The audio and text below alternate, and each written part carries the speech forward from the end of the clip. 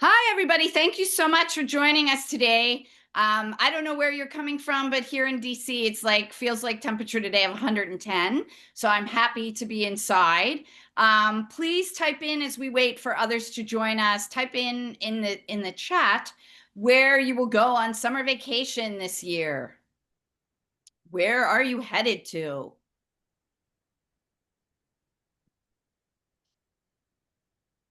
Ireland, awesome. Live in DC. Vacation to Rehoboth, me too. Maine and Vermont, awesome, cooler. London and Ireland, love it. New York, I'm spending my vacation in LA. After ASAE, I'm going to visit some friends.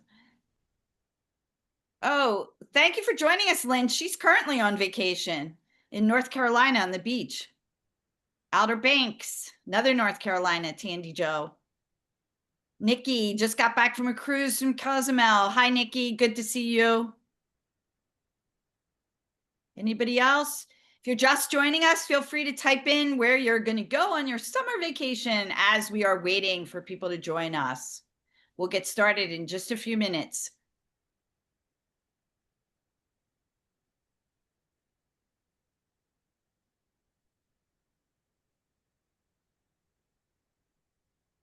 Wine country after ASAE. Hi, Kelly. Good to see you. Thanks for joining us. Tandy Joe, she's a beach girl, man. She's been to Virginia Beach, Atlanta Beach. Awesome. Tandy Joe says she's a beach girl. I am too. Have to admit the mid-Atlantic beaches have been very hot this summer. Caymans, Jane is heading to the Caymans. Have a great time.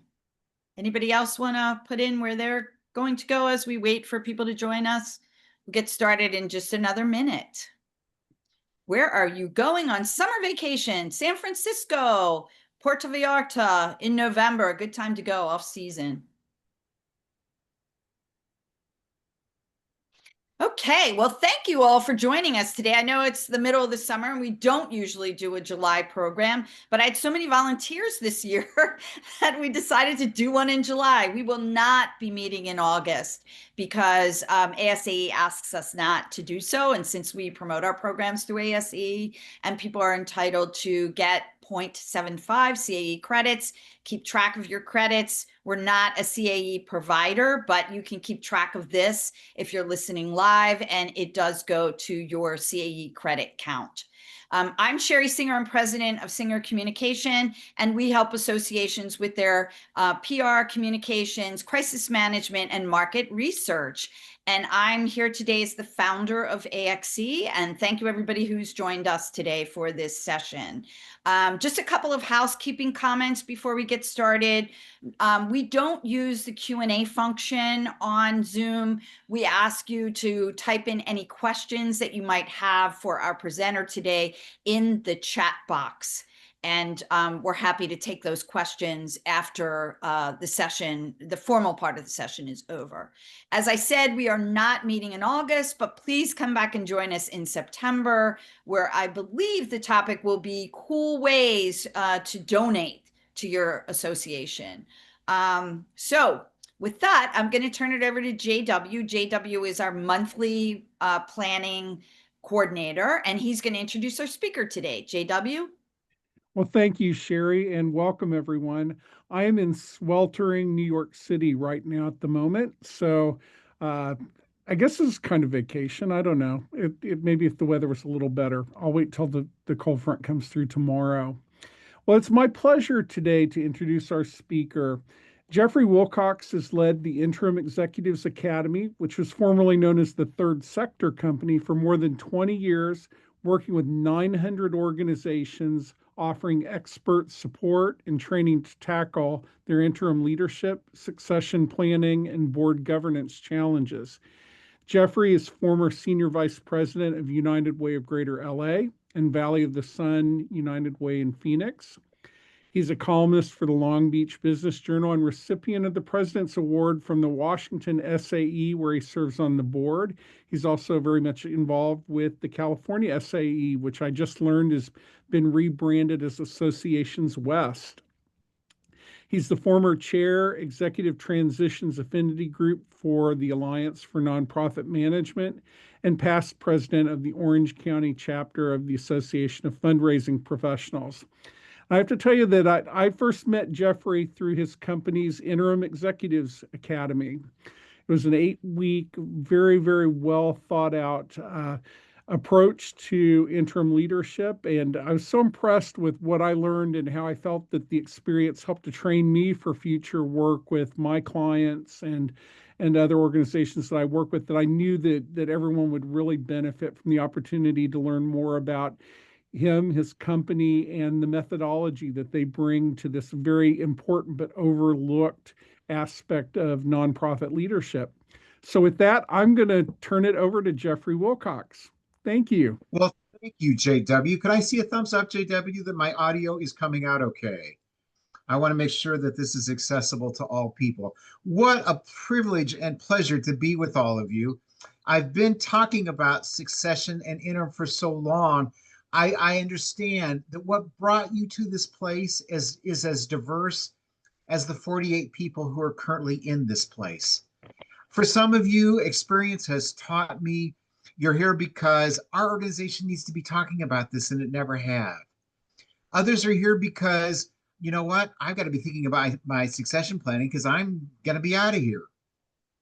Some of you are here because, wow, maybe I want to be an interim leader someday.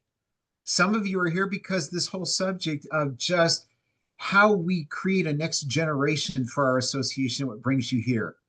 I've got a tall order to talk about a broad subject in a very short period of time. Knowing and calling out that you are all here for different reasons, I'm going to do my level best to make sure that all of these viewpoints somehow make it worth your time. Here's how I plan on hoping and planning to do it. Number one, whoops. We had the wrong slide up, everybody. There we go. If you can see that. Number one, I just want to talk about what is the commonality of why we should be here, why I'm determined to hold your interest for the next 20 to 25 minutes.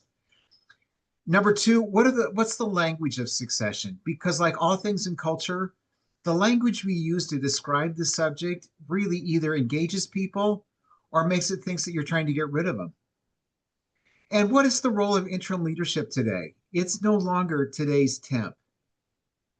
If your board or your executive director, whatever role you play in the association says, you know, we need a succession plan, I always like to ask people, what do you think you're buying? What do you think the product that's going to be put on the table for your check? And then our takeaways. This is what I've come to talk about. I hope this is in some way and fashion what you came to learn about. So let's get started. Number one, we have this bias. We run a succession planning boot camp for consultants. We believe there has to be a standard for succession plannings in nonprofits all across the country. And here's our first viewpoint. Succession can't be an elective sport in community organizations. This is not a project. It can't be an elective sport. And everybody, here's why. If you just look at these stats, and I don't have time to read them all to you, executive transition, not to mention all the other positions, is 67% of execs do not see themselves in their current position in the next 5 years. And you know what? More than half execs don't even have an annual performance review to have a conversation. This last bullet point is important. Executive transition is costly. Do organizations, when they're doing about succession planning, realize the economic responsibility that goes with that subject? But wait, there's more. Let's run more numbers. When we asked nonprofits, how many of you actually have a succession plan? And goodness knows we didn't ask them what's in it. Less than 25% said that they do. And there's a third piece here that I want to bring to your attention. How can we as nonprofit colleagues be successful in succession planning when, according to quantum research right now, employee satisfaction in our sector is the third lowest in the nation? The third lowest. We don't have the happiest workplaces on the planet. That doesn't work well for succession planning.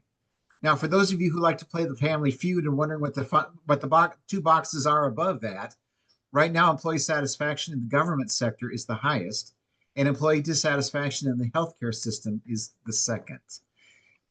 So, what does that mean?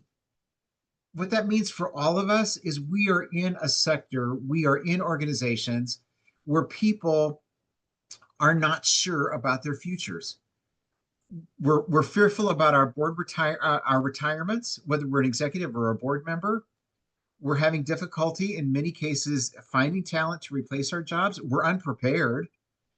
Most succession planning is the result of involuntary, meaning I didn't have a choice, versus voluntary transition. And what this comes down to is why this can't be an elective sport. What we're talking about is people assets. I don't care if you have all volunteers, no staff. It takes our mission statement, people, in order for it to thrive.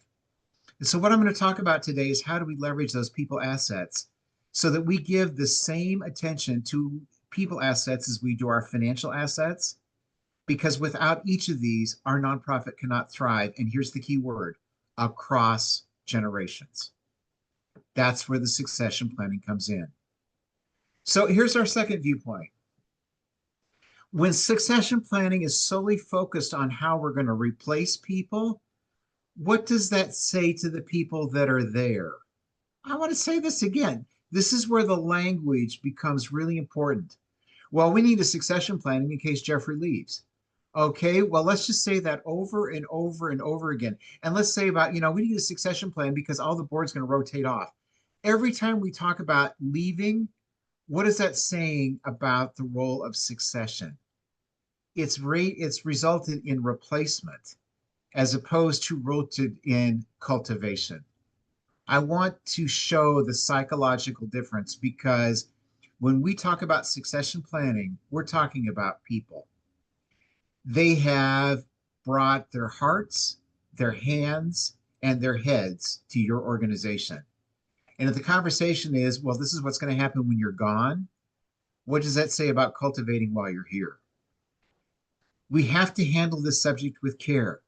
So, first question, if we had time today, I would ask for people to put in the chat box, if I were to walk around the halls of your organization, no matter how big or small it may be, and I say the word succession planning, how do people define that? That's your starting place. For us, succession planning is an act of stewardship because this is about assets, this is about people. It's stewarding a demonstrated commitment that our organization is going to have a continuity of human talent to advance our mission statement. It is an ongoing commitment that we're going to have the human talent necessary for our organization to thrive in demonstrating its mission statement to those it matters and to the good it does for society. Now, I'm not going to get all theoretical on you because I know there's some people here. It's like, oh, Jeffrey, this sounds really good, but our exec's leaving and I need help. But I got to tell you, if you don't contextualize this in these conversations around, it's more than just somebody leaving. This is a conversation about making sure that, yes, somebody's leaving, but also people are staying. And this is a conversation about, if we don't have any internal candidates, what did that say about us in terms of succession planning? This is a culture. This is a total culture. And I want to show you that there's 3 words here that trip up most organizations when this subject comes up. Most people use the word succession planning to describe replacement planning. Yeah, we need a structured pathway. If Jeffrey leaves, what are we going to do? That's positional. That means the whole organization is going to stop because we're concerned about one position. Now, succession planning is about the organization. It's about where are all of the leadership roles of our organization and we accounted for what's going to happen so that our weakest link is not just because one person left. Our weakest link is because we have a team of people, and that team needs to be thought of as critical to the organization's sustainability and its long-term viability. But there's a third piece to this. Yes, it's about the organization. Yes, it's about the position, but don't forget career planning. And I'm so mindful that we are budget conscious nonprofit folks, but we have to value people because it's costly when we lose them. And I got to tell you, when we lose them and they're unhappy, you have no idea how costly this has been. It is succession planning, replacement planning, and career planning that makes an organization realize we have a fiduciary responsibility to our greatest asset in making our mission statement come alive to the people who depend on us for that mission statement, and that's called our people. So you're going to see the slide again in just a few moments, but when I ask your board, they're going to buy a succession plan from some consultant. What are they buying? What's going to be when they take off the wrapping paper and the ribbon? What have they just bought? In our organization, where we teach consultants, what they have bought is a detailed set of understandings, and it's a set of actions that an organization actually guarantees that they're going to work towards having adequate human talent to deliver on that mission statement both now and in the future. That includes when somebody leaves. That doesn't kick in because somebody left. I want to say this one more time. It's about making sure it happens when somebody leaves, as opposed to, well, we need to do this because somebody's left. The language of succession planning sets a culture that anything else I could teach with my remaining minutes will only be moot, because the content of this work is based on how we as association leaders have contextualized this. If it's about leaving, it makes a statement about staying. If it's about replacing, it's making a comment about our focus on that activity.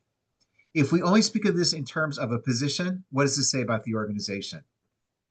So there needs to be 6 things in place before succession planning actually can happen. Number one, does the association actually have a track record of planning successful? And notice I didn't say succession planning, I just said planning. Organizations who aren't very good at planning aren't going to be good at succession planning. Duh.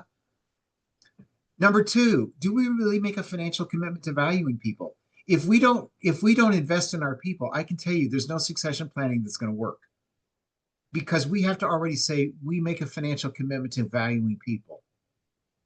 Here's a third one that people often overlook. Succession planning isn't going to work if your organization has a horrible reputation. People forget we can do all the planning that we want, but if our community reputation is not for being a good place to work, I don't care how good your plan is, your reputation will overtake that. Is your board of directors people focused? Do they recognize that people is the currency that makes the organization move forward? Do we operate in a transparent, data-driven decision-making process, or is everything behind closed doors? And here's a key one. Do we have a realistic picture of what success means? Because people buy into success. People want to work for organizations that achieve successfulness. But if you don't know what success looks like, how can people feel like personal success in all of this? These are the prerequisites of succession planning. Well, here's our viewpoint. You need a time of preparation before you actually are going to be good at succession, replacement, and career planning. One leads to the other. And you know what? This is why interim leaders can be so valuable. Because this time of preparation, those 6 things that I put up on the screen, those individuals have been trained, like JW, to say if our succession from one executive to a next is going to be successful, part of our role is we got to lower the attrition rate of executives in this country. Having succession plan just says how we're going to replace them. Interim executives bring in a purposeful, methodical, and profound process to take those 6 things I put up on the screen and begin to prepare an organization for the succession of its leader and a culture of succession to be their legacy. I want to say this one more time. It is our desire that their work becomes the succession for the leader, and this work becomes a culture of succession as their legacy. This is what we teach interim executive directors. Today, there are 10 kinds of interims. This runway to succession is paved by many kinds of materials. Most of us understand that organizations might want an interim because, hey, you know what? Jeffrey got canned. Jeffrey's leaving. He gave us 2 weeks notice. We can't possibly hire somebody. That's an example of the involuntary and the voluntary leaving of an executive. And I want to be very clear here. I'm not just talking about the lead position. This could be your CFO, depending on the size of your association, could be your head of membership, your largest leadership positions. This is across the board. because these are the building blocks of your mission statement being able to be mobilized. So there's the voluntary and the involuntary, but you know what? There's 8 other reasons why you may benefit from an interim. Leave of absence. Having someone come in new while someone's on medical leave or taking a sabbatical or family leave, and really bringing a fresh perspective to a position that's refreshed for the person to come back and take that position from a different point of view. There's some organizations that have never had an ED before. We recommend they hire an interim before they quickly hire for a position they've never worked with before. That interim can lay the pathway. But what about organizations that are beyond help? Well, we have interims today who specialize in taking interims out of business or merging, consolidating with others. We have court-appointed interims where an association has filed for bankruptcy and our interims are now being asked by the courts to give expert testimony on whether that organization can emerge out of bankruptcy. How about in the terms of succession? Growing associations really should experiment with the COO. Well, why don't you get an interim COO before you hire one and make them the sacrificial lamb? Temp to perm is also a good way for interims because there are certain ways, certain things that can be done as an interim that if that ground is laid well, it could turn into a permanent position. And we have remote and virtual. When we teach interims today, it's to take on these roles in 10 different ways. Interim leadership bridges an organization's prideful past with a hopeful future. If they are just coming in to be a savior, to be a consultant, don't hire them. What we're looking for is a bridge so that an organization can be on a pathway of succession. And we're very clear when we teach this. We're very clear that it has to occur in an incremental way. This is the methodical I brought up. Interims have to work with an organization to understand this is what we're going to try to do. And if you'll bear with me, I'm going to go back to that slide I had originally, because I think this is a helpful viewpoint in the webinar. Interims right up front can say, I'm going to help this organization become very good at short-term planning because I'm a short-term leader. This is a wonderful skill. We're also going to look at how much we're really investing in my replacement and the people around here. Can we start realizing how much we're investing in people now and not wait for the new leader? Because maybe we need to invest in them before they ever get here to pay them a market wage. Maybe I need to ask some tough questions about what really is the reputation of this organization because we're so in love with each other that we don't realize what's actually happening around us.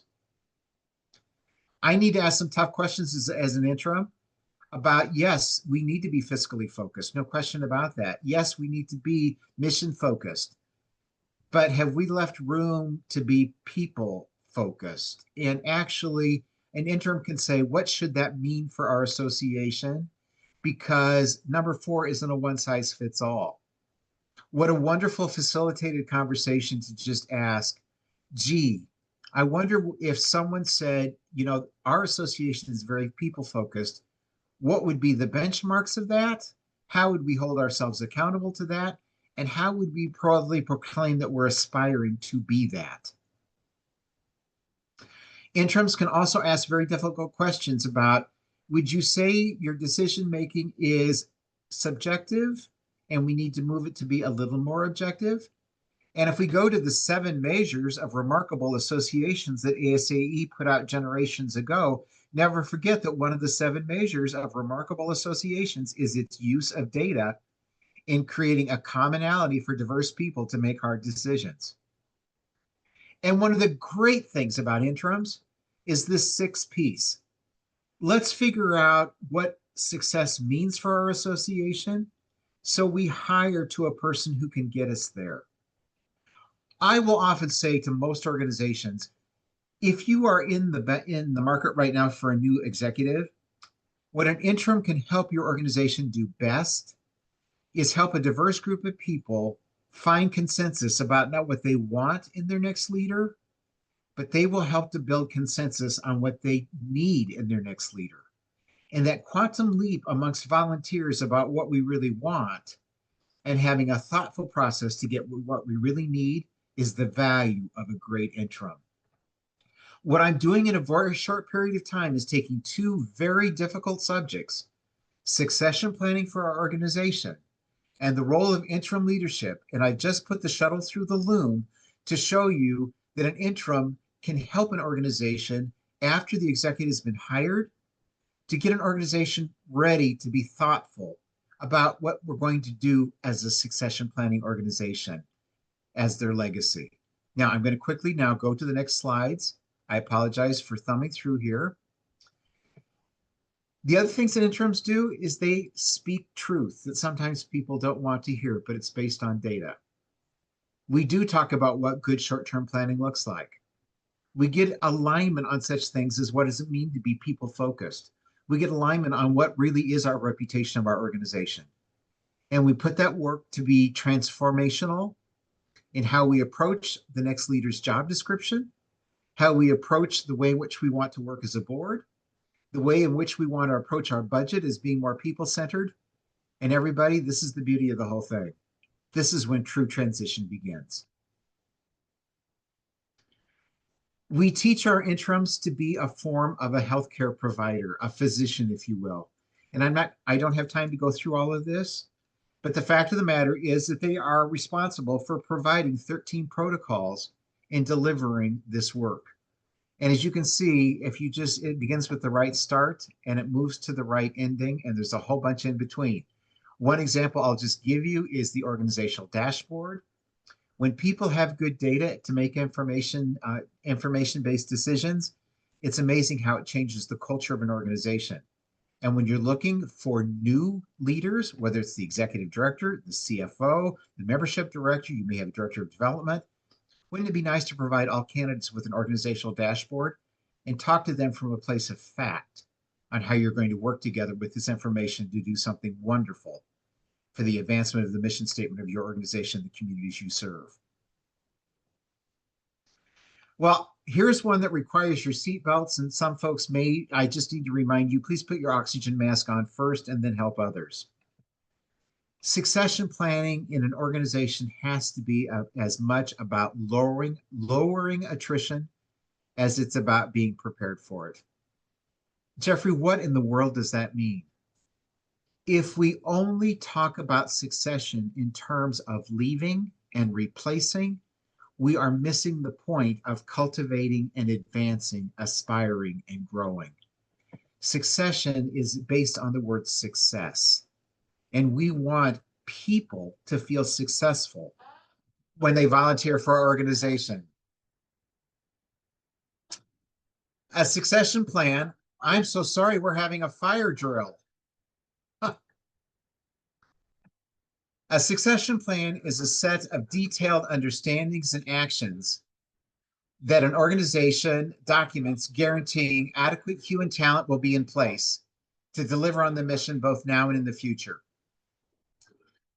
Because I'm in a fire drill and this is unexpected, I just would ask you to please read on the screen what you see, and I apologize in advance for this uninvited intrusion. We can't hear it, Jeff. It's okay. You can't hear the fire drill? No. Sherry, thank you. All right, everybody. So I want to conclude my portion then by answering the question, when you buy a succession plan today, what would we recommend that you're purchasing? When you pick up a succession plan and you look at it and it's a tabbed notebook, what do you think should be contained in that notebook? And let me walk through it very quickly. Number one, most succession plans have to begin with the definitions, declarations, and values that I just spoke about. It is a commitment to be a people-focused organization. It is the opportunity to say, this is how we value people, this is how we are going to work with people, and this is how we are going to make sure that we handle vacancies that are occurring in our organization. The second tab has to do with emergency situation directives. What this talks about is the ability to, if an emergency occurs in our organization, that someone leaves without notice, that we have planned out in advance how we're going to handle that emergency situation.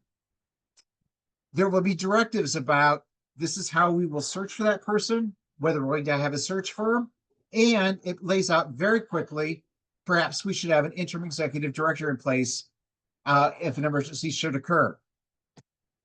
The third section is around our policies. Our policies of how we're going to handle such things about who should be on the search committee. That should be a policy. That should not be a popularity contest. By policy, our search committees should be formed with the following people in mind. Our policy is regarding short-term absences, and perhaps in a long-term absence, we want to be able to have an individual in an interim position for a leave of absence. What happens if the chairman of the board has to have a leave of absence? Succession is just not about staff positions. It is also about volunteer key positions as well. What are our talent development practices? And I'll give you a couple of examples of what those are. A succession plan should say we have a commitment to having an executive compensation review at least every 2 years.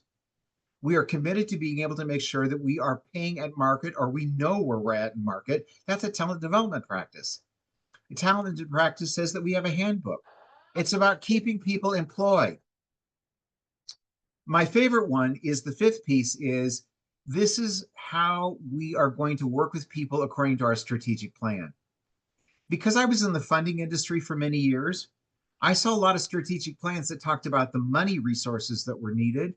But I have to tell you, in my lived experience, I didn't find the pages that talked about this will be the people resources that will be needed.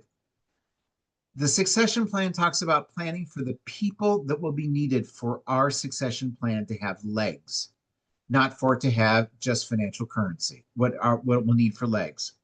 And finally, the inventories and documents that support all this. When your board, your executive, your organization says, we're going to buy a succession plan, this is what we are teaching our consultants to sell you. A community of consensus about what this is about. This is a commitment to being people focused and having a positive reputation as an employer. It is planning for emergencies. It is having policies to be able to weather the storms of transition. It is making a commitment to develop and cultivate people, and that we recognize our strategic plan has to be staffed, or it never will become a reality. That is what this is all about. In conclusion, if I've done my job well today, I hope there's 5 takeaways. Number 1, let's change the language. We don't need a succession plan. What we need to is have a culture that we want a continuity of leadership across generations for this organization. We stand on the shoulders and in the footprints of other people. We have a responsibility that our shoulders and our footprint will be strong enough for the next generation to stand in. Number 2, we define succession as fiduciary. It is a responsibility, a stewarding of our nonprofit's most prized assets. And believe it or not, folks, it's not the money you have in the bank. It's the hands, it's the hearts, it's the talents, and it's the commitments that your equity to have a bank account. Succession is a leadership obligation. It is not a project.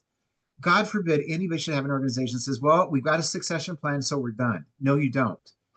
You're not done. You have a plan now that needs to become real because it's about cultivating people.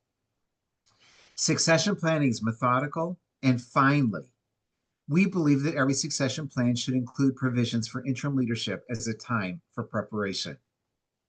Never forget, when it comes to resource development, when we're developing the human talent, what we're doing is developing the money talent that people will be excited to invest in. Everybody, I hope this has been a helpful inquiry about why succession planning and interim leadership sets a paradigm for progress. JW, back to you. Wow, thanks so much, Jeffrey. I mean, so much great information there. And I hope the fire alarm the fire drill is over. I don't know. Wow, I got to tell you, that one totally took me by surprise, everybody. Some of the comments in the chat, point out that, sometimes succession planning is kind of like a fire alarm. And so a couple of great points in here. And I'm going to start with one that you made really clear when I was a part of your program. Talk a little bit about the difference between an external interim candidate, and I'm using the participants' language here, and an internal interim Sure. executive director, because I know there's a difference. There sure is. And in our organization, thank you for that question. We believe this question actually hits the nail on the head about what's the difference between an interim chief executive and an acting chief executive. We believe that acting chief executives or acting executives are people who are currently in the organization are acting in someone's stead because that position isn't there. I got to tell you, our experience also is these don't work out very well because people are used to someone being in one silo or in one position. And when they step out of that, it puts other people in a different kind of comfort zone. And the other thing is it's sometimes hard for a person who's occupied one position or two positions to actually retreat back into a former one based on length of service. Interims are third parties who've been trained in this and come into organizations well qualified and ready to be an interim. Interim versus acting is the same as internal versus external in our nomenclature. JW, how did I do on that? I think you got it. A great observation. I'm just scrolling back through here in looking at the questions, and Nikki makes the point. How do you differentiate succession planning versus pipeline development?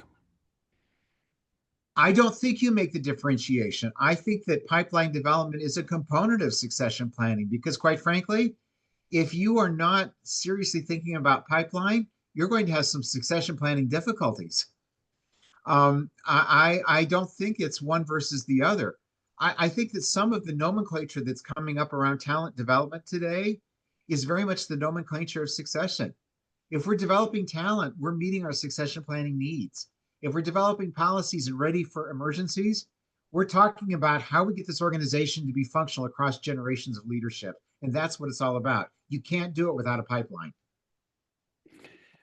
Great. Another question from Wendy. Wendy sort of asks, strategic planning is the perfect opportunity to consider succession planning as a priority goal. And so it's not waiting until one of those situations that you pointed out occurs, but being prepared when any of them might occur, I think. I couldn't agree more. I have found, JW, that a lot of strategic plans have been deeply remiss in not talking about the people resources that will be necessary for the aspirations contained in those plans to actually have legs. I recommend if your organization has board retreats, maybe having a discussion about succession planning versus strategic planning would be a good way to change the conversation. And then you can take the results of that succession planning conversation and apply it to your strategic planning efforts. But you are so right. These are absolutely connected, and they have to be because one is resourcing the other. Absolutely. And we did have a question earlier about whether the slides might be available. I know that we do post a recording, but is that something that we could share with the participants today? Of course, that's the ultimate compliment. When people want parting prizes from the game show, they've been happy viewers. I'm happy to do that, JW. I will send it to you for distribution accordingly. Great. Well, that seems to cover most of the questions we received in the chat. Thanks again, Jeffrey. I think that your stats about dissatisfaction in many of our sectors and the fact that so many people are looking for jobs, this does make this an important topic for all of our associations to have in mind as we move forward. I'll turn it back over to Sherry.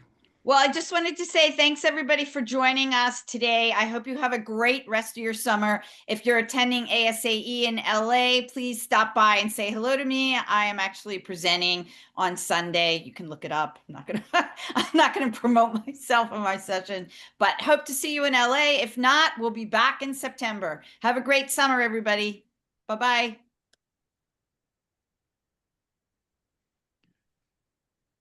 And are we back